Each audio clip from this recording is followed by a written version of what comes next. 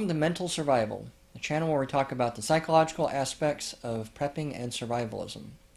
My name is Cliff Hamrick, and today we're going to be talking about emotions. Simply put, what emotions are is basically information. We tend not to think about emotions as information because, one, emotions can be very overwhelming, unlike most other forms of information. And also most other forms of information, we think of them from a very cognitive aspect. We tend to think about them as, well, we tend to think about them. What are they? What do we remember? What do we know? What can we analyze and dissect and these sort of things? And emotions don't really give us that kind of information. The information that emotions give us is very much more primal, very survival based. And that's why when I think about emotions, I tend to think from more of an evolutionary psychology perspective, because I think that's more where they belong. The parts of your brain that are emotional, that control the parts that control emotions, are older, faster, and more powerful than the parts of your brain that think. One way to think about this is look at a picture cross-section of a human brain, and if you notice that the parts of our brain that are emotional are pretty much right in the center of our brain. They are right above our brain stem. Brain stem is the first part of the central nervous system to evolve. When we look at vertebrates, very primitive, ancient vertebrates had pretty much a spinal cord and maybe a little bulb of neurons at the end, and pretty much all that covers is keeps your heart beating, keeps you breathing, keeps your digestive tract flowing. It does a lot of the autonomous stuff that we don't have to think about at all. It just does it for us. And then right after that, we got the parts of our brain that are emotional, particularly the amygdala. So these are very ancient forms. If you ever heard the term lizard brain, that comes from back when we were doing a lot of comparative anatomy, looking at what one organism has versus another organism has. And they found that these structures in the brain are the same thing that lizards have. You know, humans have them, all mammals have them, and you go back to lizards and they also have them. And actually, since then we've discovered they're older than that. I think some species of fish and even sharks have a structure similar to the amygdala. So from an evolutionary standpoint, your emotions are ancient. They are very, very old. They are very, very fast as well. When something happens, when some stimulus pops up, we have an emotional reaction almost instantaneously. It is within microseconds. Now, that emotion is not always very powerful or very overwhelming. If someone jumps out at you with a gun, you're going to have an immediate, very powerful emotional reaction. But even just sort of meeting someone for the first time, that you're going to have an emotional reaction to that person. And we tend to make our decisions based upon our emotions, not according to our logic. The way our brains work is that something happens, we have an emotional response almost immediately afterwards, and then logic walks into the room afterwards and tries to justify the emotional response that we just had. Despite what a lot of us think, logic doesn't necessarily counteract emotions. Logic usually just tries to justify emotions. Some of my clients who are car salesmen say that they get this almost instantly. That they can tell when someone has seen the car that they like, that they're going to buy the car. That emotional decision has been met. They like the car, they think it's nice, they think it's pretty, and that's what they really want. And now all the salesman has to do is give them logical excuses to go ahead and buy the car that they want. Despite the fact that maybe logically they don't need a car at all. They're just out there looking around with a friend or something like that. But the emotional decision has happened that now I'm going to buy this car, and so they've done it. Same thing with like meeting new people. If you've ever met someone and you didn't like them, you can come up with good reasons as to why you don't like them, even if you just met them and you really don't have any much information to go with.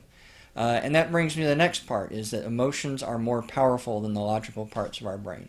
Emotions can override logic very easily, especially if we're not aware of them, especially if we're not paying attention to what's going on. According to one study, or a few studies, I think, emotions can cause someone to have a lower IQ. For instance, the average IQ is 100. That's the way the test is set up. That the average is 100. So if you have above 100, then you're smarter than average. And if you have below 100, then you're not as smart as average. You're below average. According to one study that I read, when you're in an extreme emotional state, whether it's very angry, very sad, very scared, or even very happy, your IQ can drop 30 points. So the average person can go from 100 to 70 if they're in an extreme emotional state. And the legal definition for someone who is mentally retarded is about 74. So the average person is mentally retarded when they're in an extreme emotional state, and now they're saying things and doing things and trying to solve problems and trying to make things happen. So this is the reason why people will do some really stupid stuff when they're in a highly emotional state. It's because they literally can't think right. The logical part of their brain has now been hijacked, and the emotions are running things, and that's it.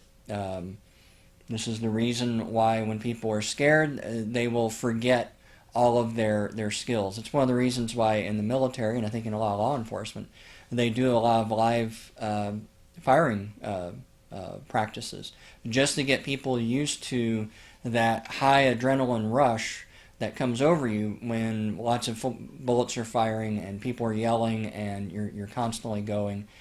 You need to be able to control those emotions, or else what happens is you start going into a default mode. And for a lot of folks, the three big default modes, especially when we're talking about fear, which I'm going to talk more about in a future video, is fight, flight, or freeze. Flight, fight, or freeze. That's the three sort of default modes. Now, when people are in an extreme emotional state, especially fear and anger, they're either going to just run away, and that looks like different things. Some is just literally running away, just run from whatever it is you're afraid of. Some will maybe try and talk their way out of the situation. I'll see this a lot with my couples. When they start fighting and they reach a certain emotional state, one of them just kind of wants to go away. And they got to get out of there, they want to go for a walk, they got to go for a drive, they just need to leave. That's their default mode kind of kicking in. That tells them run, except they're not literally running. The next one is fight. These are the people that when something scares them, they just jump in and start swinging. They don't even always know what they're fighting, or they don't even always really think, or don't really even fight smart, because they're just running on pure emotion. That's why a lot of martial artists, I've heard, they say the first one to get angry is the one that loses. Because if you're angry, you're not thinking straight, and now you're not really fighting, you're just kind of swinging and that sort of thing. And then you'll make stupid mistakes. You'll leave your guard open or something else like that. But I also see this again in personal conflicts, again with my couples. One will always want to fight, and they always want to keep things going, get the last word in. No, we're going to talk about this right now. You don't go anywhere. You can't leave. We need to talk about this. You need to sit down, shut up, and that sort of thing. The worst case scenario is when a couple both have fight modes. That's where you can end up in a domestic violence situation, because no one wants to back down. Everyone is running off of default. So one person wants to fight, the other one fights a little harder, and the other one fights a little harder, and then so on and so on. Before you know it, the police are called, because no one has stopped that process. And then the last one is freeze. In an extreme emotional state, people will just freeze. They're the ones who will just stop and stare and do nothing. They have no idea what they're supposed to do, or if they're even supposed to do anything at all. And they, in an interpersonal conflict, those are the folks who, once the fight gets started, they just start to shut down. It can also be a little bit like a flight mode too, but these are the ones who'll they'll just sit there with their head down and just kind of, yeah, because they're just shut down. They don't know what to say, what to do, or if they're supposed to do anything. So one of the things that we have to do, why we have to control our emotions, is when we get in a highly emotional state, we can't really control what we're going to say or do, and that may be exactly the wrong thing to do. Sometimes, if you're lucky, your default mode is exactly what needs to be done. If there is an active shooter situation, maybe the best thing to do is just to run like hell. Drop what you got and run out the closest door and just get away from the shooting. But at the same time, if someone walks into the room, maybe the best thing to do is for everybody to just charge at that person and overwhelm them and bring them down. Freezing might be the right thing to do. Might be the right thing to do too. If you are the one who just huddles up underneath the desk while the active shooter is walking around looking for people, they may not notice you. They may just keep going. So there is no wrong default mode. It's just whatever, it's just right or wrong depending on the situation. But that's the reason why we need to keep our emotions under control, is because we need to think about what's the right response for this particular situation.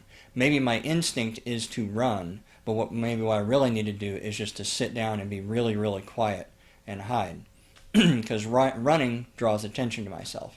Fighting might be a last-ditch option, but what if they're bigger than me? What if they're stronger than me? What if there's more of them? That sort of thing. So this is one of the reasons why we need to keep our emotions under control, is because they are a very big hardwired part of our brain that can easily take over in the wrong situation. But we also need to be in tune with our emotions too. Not only in order to control them, but like I said, they're information. They tell us what we need to know. If I'm talking to someone and I kind of get this kind of fear response, a little bit anxious, like I don't really know if I trust this person, I like this person, that's information. Humans have existed at some level or another for about 3 million years, maybe longer. That's 3 million years of evolution that we need to pay attention to. Our ancestors did not survive by ignoring their fear response. If they're walking through the tall grass of the African savanna and they kind of get the feeling like, this seems a little sketchy. This looks like a good place for lions to hang out. Our ancestors went that way because they don't know, they're not going to deal with the lion situation. The people who aren't our ancestors kept on walking, and maybe they got jumped and eaten, and then that was the end of their genetic line. So we have this innate feeling that sometimes we just have to pay attention to. Maybe I don't feel safe here. Maybe I don't like this person. Maybe I don't like how they're talking to me. And maybe I can't really tell you exactly why, because again, that would be logic information. This is emotional information. Logical information says, well, I don't like this person because I can see if they have a gun, or they have something hiding behind their back, or they won't tell me who they are or why they're here. That's all logical reasons. Emotional reasons are, I just got a funny feeling, and I just need to leave. When I was in college, I worked at the Rape Crisis Center, and one of the things that we learned was that most cases of rape were in a date kind of situation, acquaintance rape or something like that. And the vast majority of the cases, once they kind of debriefed people and talked about them afterwards, they realized that their attacker was sending red flags all the time. It's just, a lot of the victims were just kind of ignoring it. They were like, well, he's just kind of, he's being handsy, he's a little drunk, he's, I don't want to make a scene, I don't want to make a fuss, I don't want to embarrass myself if I'm wrong or something else like that. And then eventually, they just ended up in a situation they couldn't get out of. Whereas if early on they had not without really having to fight the guy or beat anybody up or anything else, it's just if they had just said, stop it, I don't like when you talk to me that way, don't touch me that way, whatever, this date's over, I'm going to go home, I'm going to call a cab or whatever. If they had just done that, they wouldn't have found themselves in that bad situation. So that's why we need to pay attention to our emotions, is because they are information. the best way to gain control over our emotions, to simultaneously know your emotions, to feel your feelings, basically, and to also gain control over your feelings, is to use the mindfulness meditation. I'm going to put the link to the last video in the description below to teach you how to use mindfulness meditation. But one of the things that it does is it puts more connections from our more logical part of our brain over our more emotional parts of our brain. One of the things that happens is our what we call our prefrontal cortex starts to gain more connections to our amygdala. Prefrontal cortex is the part of our brain that second guesses our emotions, and then the amygdala is the one that actually produces those emotions. So what happens is, like I said, in our normal situation, is there's some sort of stimulus that happens, something happens, and then we have an emotional response almost immediately because it's so fast we can't help it. And then logic walks in the room, sees all this emotion, and tries to justify it. So as an example, driving down the freeway, somebody pulls out in front of me, I have to slam on my brakes so I don't hit them. That's the stimulus. That's the event that happened.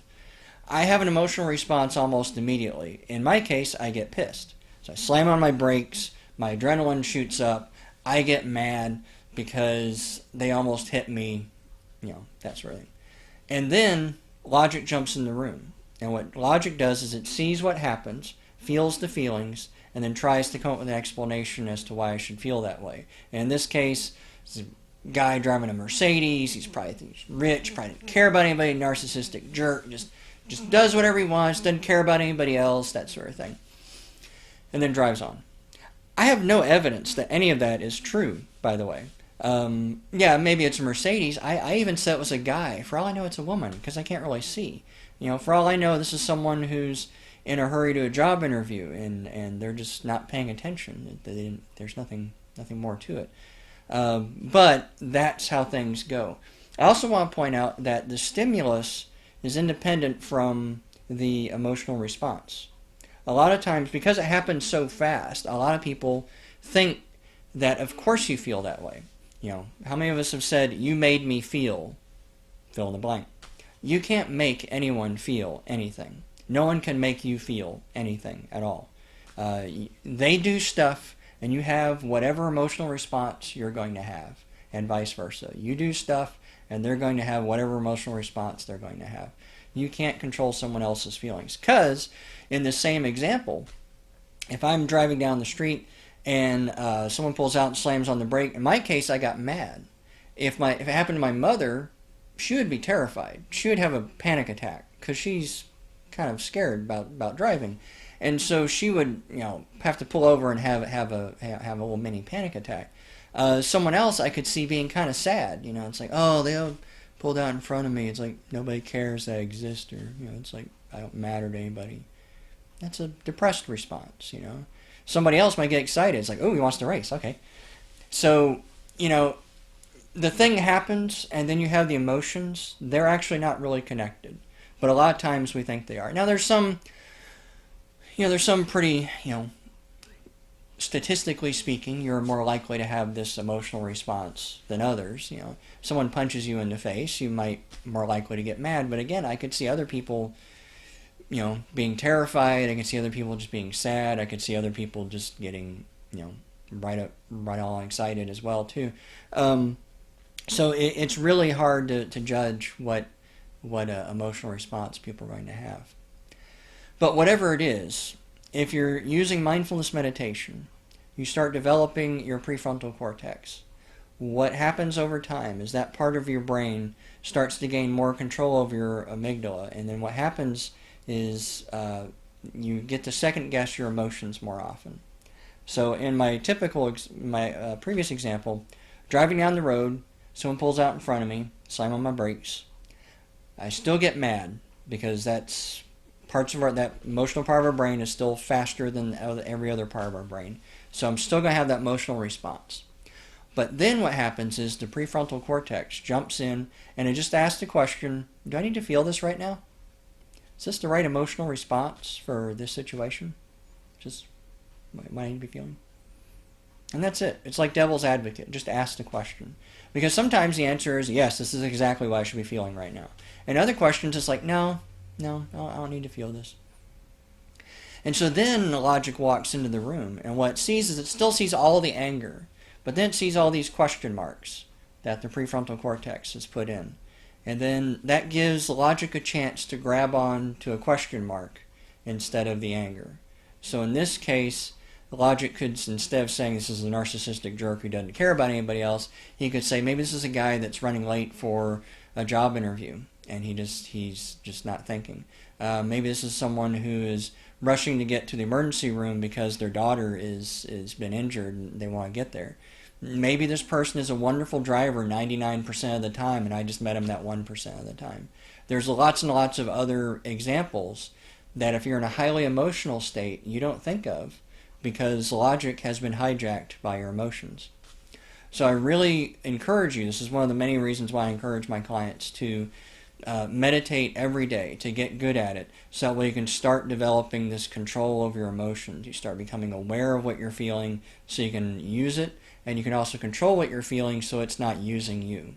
You know, because your emotions are information, and information is power. Isn't that what G.I. Joe says? Information is power. So what you want to do is make sure you can actually use your emotions. One of the things I'm going to do in future videos coming up over the next few weeks is I'm going to talk about the 4 primary emotions.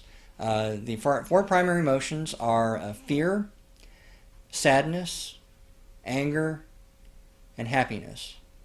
Those are the 4 primary emotions. From those 4, it's kind of like primary colors. From those 4 emotions, we get all other emotions. So like being irritable is a form of anger. Impatience is a form of anger. Anxiety is a form of fear. These sort of things. We do, a lot of my clients, when I list them, they also do point out that of the 4 primary emotions, 3 of them are negative. One reason why I put the air quotes is no emotion is negative. An emotion is what an emotion is. That's it. It's just information. It's what you do with that information that's negative or positive. But also, that's because they have, like I said, that evolutionary necessity, their survival necessity. For instance, the human brain responds to fear more strongly than anything else. Partly because fear is what keeps you alive. I'll talk a lot more about this in the fear video, but thanks to fear, we know that there's some danger there and that we have to do something about it, whatever that is. And that is probably going to keep us alive more than any of our other emotions. And so our brain is really, really well trained to respond to fear. So that's one of the reasons why we need to control fear, probably more than any others, is because it drives us so much.